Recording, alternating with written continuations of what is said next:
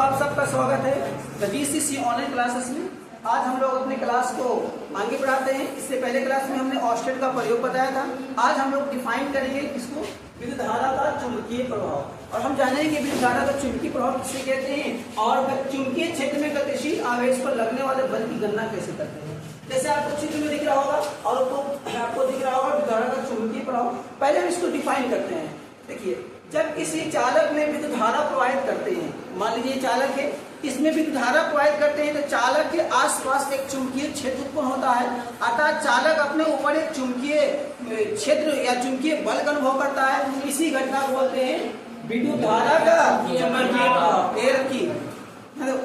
विद्युत धारा का चुंबकीय प्रभाव जब किसी चालक में क्या प्रवाहित करते हैं? विद्युत धारा। तो चालक के आसपास एक चुंबकीय क्षेत्र उत्पन्न होता है। याद हो, चालक के आसपास एक चुंबकीय क्षेत्र उत्पन्न होता है। इसी घटना को बोलते हैं विद्युत धारा का चुंबकीय प्रभाव। इसकी खोज किया था हंस क्रिस्टियन ऑस्टेट ने। कब किया था? 1820 ईस्वी में हंस क्रिस्टियन ऑस्टेट ने एक एक्सपेरिमेंट किया और एक्सपेरिमेंट में उन्होंने विद्युत धारा से चुंबकीय क्षेत्र का निर्माण किया। इसके पहले वीडियो में हमने सीख चुका है। आज हम लोग पढ़ेंगे चुंबकीय क्षेत्र में जब कोई आवेश गतिशील होता है तो वो आवेश अपने ऊपर कितने बल का अनुभव करता है। जब कोई चुंबकीय क्षेत्र होता है, उस पर जो भी आवेश है, आवेश को ले जाइए तो कितना बल का अनुभव करेगा, उसको निकालना है। तो देखिए, आप देखिए कोई क्यू आवेश है जो भी वेग के साथ गतिशील है। चुंबकीय क्षेत्र में कौन सा कोण बनाते हुए? थीटा कोण बनाते हुए। तो कोई क्यू आवेश भी वेग के साथ चुंबकीय क्षेत्र में थीटा कोण के साथ गतिशील है। यहाँ पर देखिएगा तो वेलोसिटी वेक्टर का दो कंपोनेंट होता है। एक भी cos थीटा होता है जो x अक्ष पर होता है, एक होता है v sin थीटा जो किसको होता है y। तो सबसे पहले आपको लिखना पड़ेगा कि माना कि कौन आवेश? q आवेश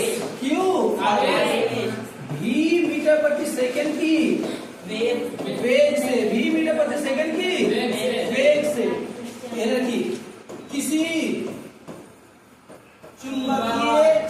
चुंबकीय क्षेत्र B में, किस कोण पर? थीटा कोण पर। थीटा कोण के साथ गतिशील है। थीटा कोण के साथ गतिशील है। तो उस पर लगने वाला बल,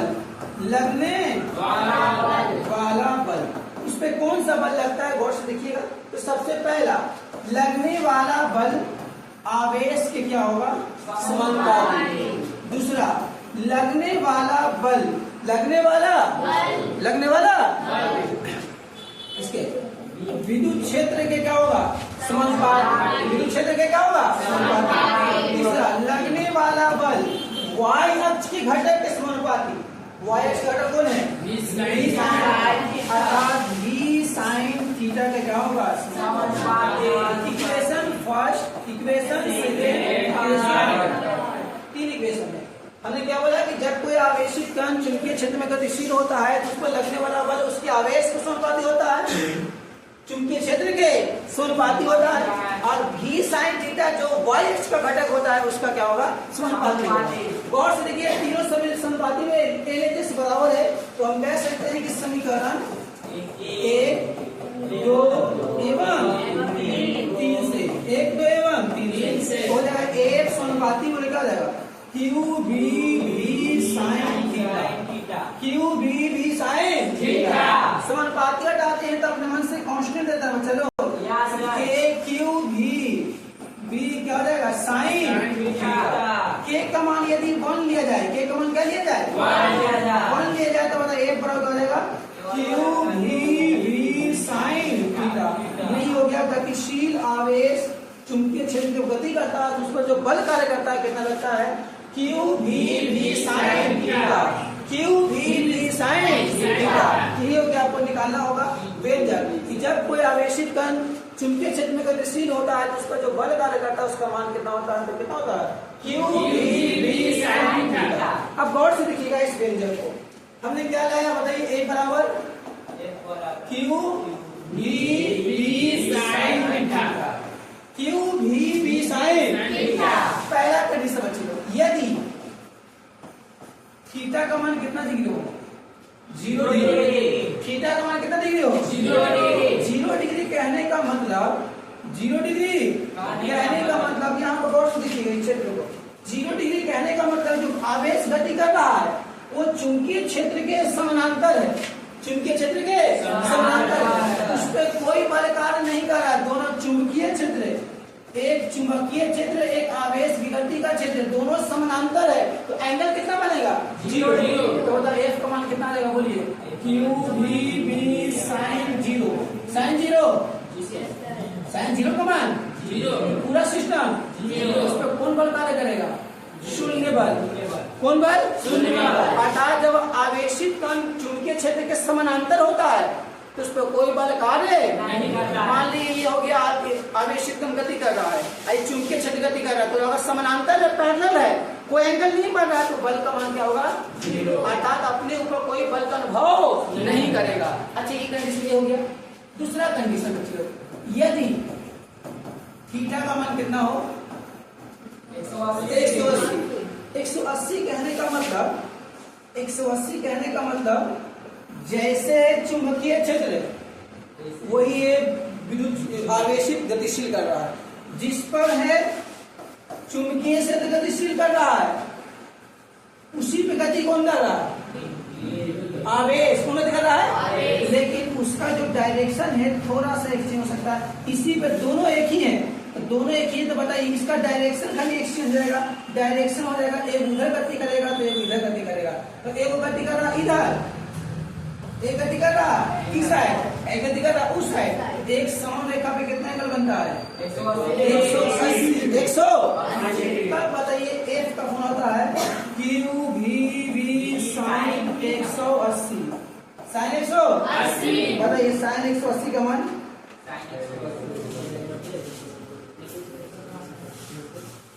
बताइए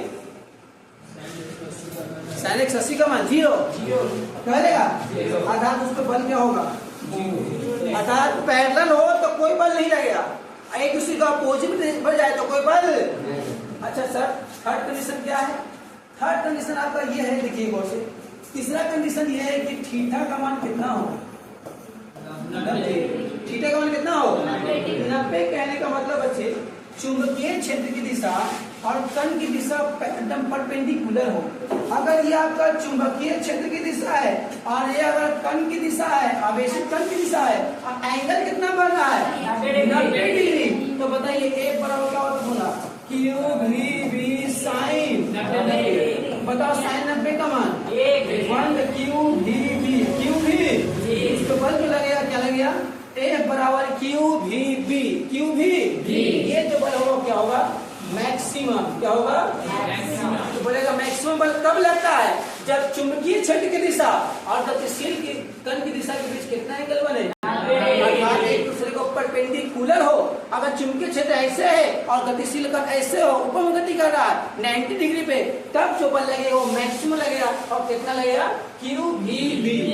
क्यू वी, यहाँ से आपको निकल जाएगा चुंबकीय क्षेत्र, तो चुंबकीय क्षेत्र का फॉर्मूला होता है दोनों इधर आ जाएगा, F बटा करेगा क्यू वी। क्यू चुंबकीय क्षेत्र बी का फॉर्मूला पूछता है कि चुंबकीय क्षेत्र का फॉर्मूला क्या होता है? बी बटा क्यू वी। क्यू यही हो गया गतिशील चुंबकीय क्षेत्र में गतिशील आवेश पर लगने वाले बल की गणना। आई होप कि आपको वीडियो समझ में आया होगा। नहीं आया तो फिर से वीडियो को स्किप कीजिए, बैक कीजिए और देखने का प्रयास कीजिए, समझने का प्रयास कीजिए और ज्यादा से ज्यादा इसको शेयर कीजिए और लाइक कीजिए। मिलते हैं नेक्स्ट वीडियो में। Have a nice day to all of you.